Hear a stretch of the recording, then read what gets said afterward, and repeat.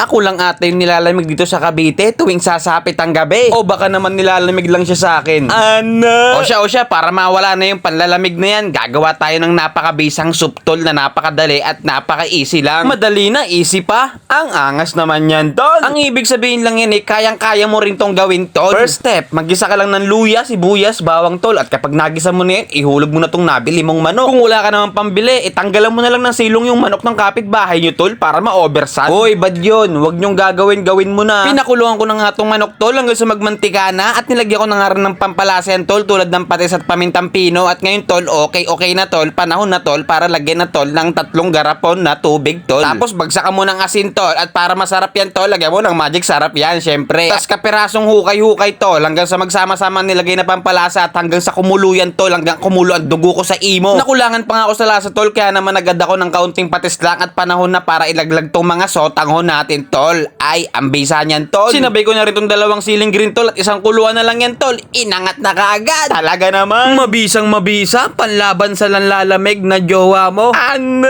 Ang daming alami. O siya, gumanap ka na.